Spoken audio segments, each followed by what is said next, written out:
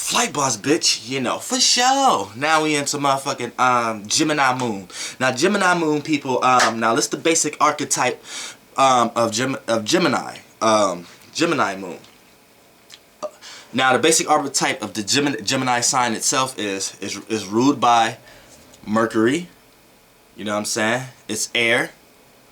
You know what I'm saying? And I'm gonna have to add that Jupiter falls here. And the reason why I have to add that is because this is gonna be a situation where, see, Jupiter is the wisdom and learning sign. You know what I'm saying? But Mercury is the communication and learning sign. So both of these signs learn in different ways. So, but when you have cause see, look, the Gemini and Sagittarius polar opposites are probably the most natural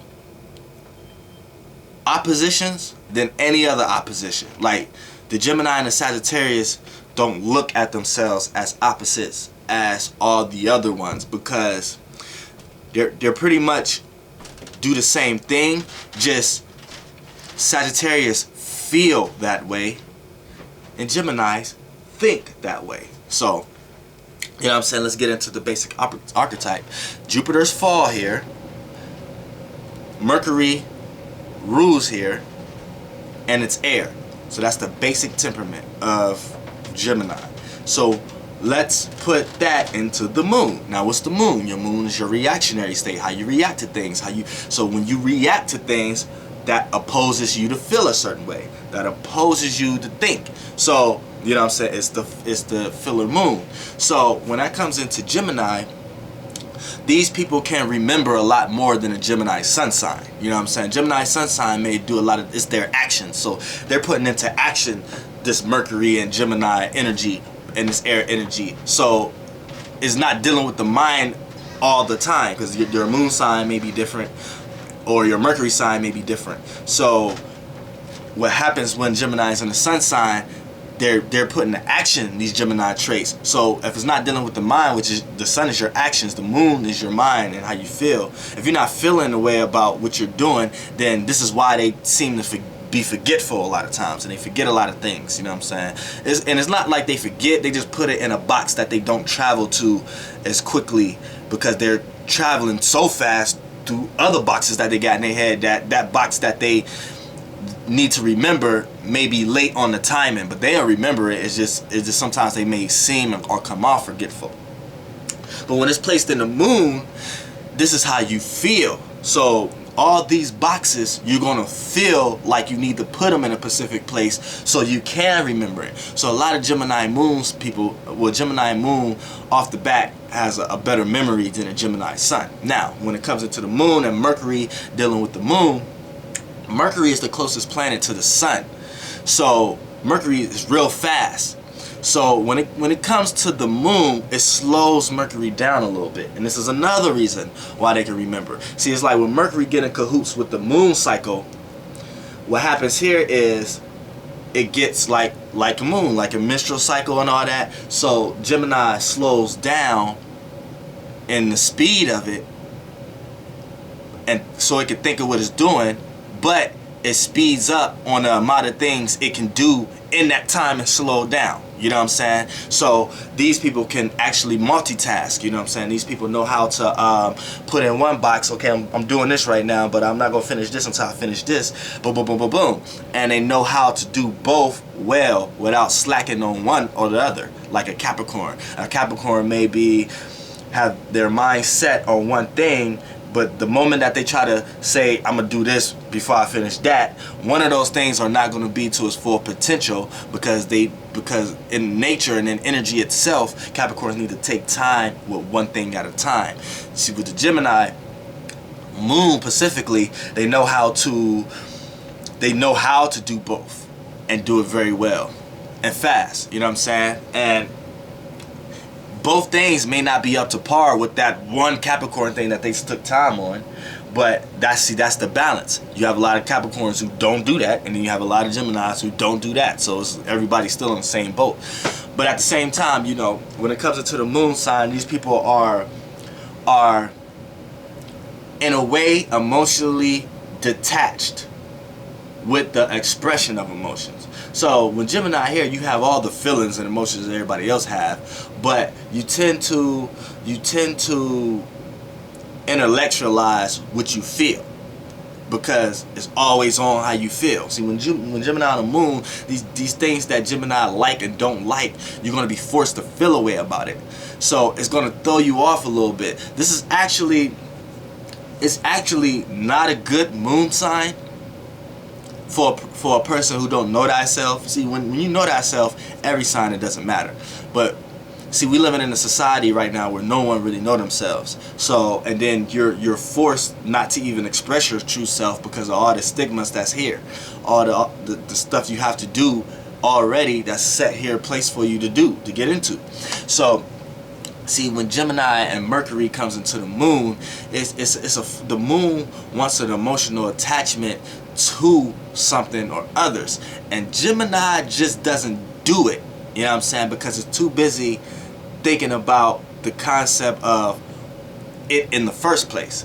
Like when it comes to time for you to feel a certain way about something, say somebody just broke your heart or someone just pissed you off or something like that, with a Gemini moon, when it's time for you to live in that emotion, you start to feel uneasy, you start to feel weird, you don't like that feeling because you're trying to think why, you're trying to think about these feelings, and you're trying to think of why you have feelings and think why they're there in the first place, and think of logical issues of why the situation is in the first place, opposite to actually feeling it in the moment and getting certain criteria out of that emotional state you're in.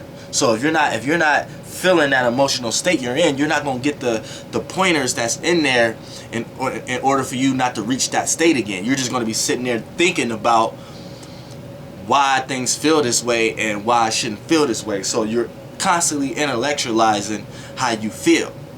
So you could come across as a person too, when someone else is pissed off, you're talking to them like they shouldn't be feeling that way, and if you were around a person who's living in their emotion, they're not going to want to hear that. So they're going to kind of piss you off, or they're going to kind of try to block you out a little bit. And if you're not receiving a form of communication back with a significant other or whoever you're in a relationship or whoever you're talking to, then this could throw you off also, because Gemini and Mercury are the communication signs and planet.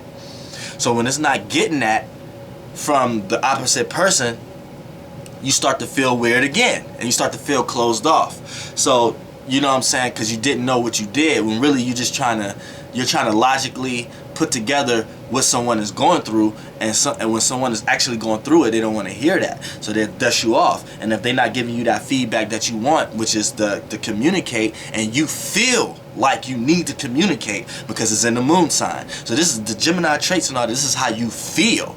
You feel like you should be communicating with people about their hardships and trying to bring them up to a better state of awareness. You feel like you should have this friend, and you should be able to act with this friend the same way you act around this friend. And if you choose not to, you just choose not to, because this friend may not did what you wanted this friend to do at this time. So you're going to feel like you need to communicate that with this friend. So to the outside looking in, you may look two-faced it, but to you, you just feel that that person is right for what y'all need to be talking about right now, opposed to the other person. You know what I'm saying? Then when that other person, when you feel like the other person is more acceptable to what you want to get into that day as far as fun or whatever like that, then you're going to do that and talk to that person about why the other person's so down, because you just need that communication flow and you feel like that. You know what I'm saying? So you may come across as two-faced, but I know you're not. I know it's just that's the energy you feel comfortable around that day. You know what I'm saying? And that's the way you felt like you need to express it. And by you not having no real grounded emotional attachment to anything, you don't even see why somebody would look at that like it's two-faced, because you don't see it like that. You see it like, this is just what I want to do today. It's nothing more, nothing less.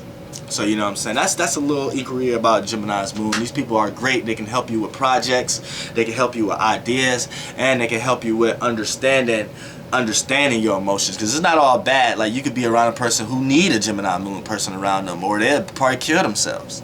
You know what I'm saying? So it's no good or bad at everything. They're good at that. And you know what I'm saying, at work they don't show moodiness. You know what I'm saying, they just go about their business. And if you will know a Gemini moon person upset though if they're quiet. See, if they're quiet and there's nothing, either they're bored or upset, you know what I'm saying, and they're overthinking about things, you know what I'm saying. But when everything is all good, about any and everything, you know what I'm saying. So flight boss bitch, you know, for sure. Air grabs those.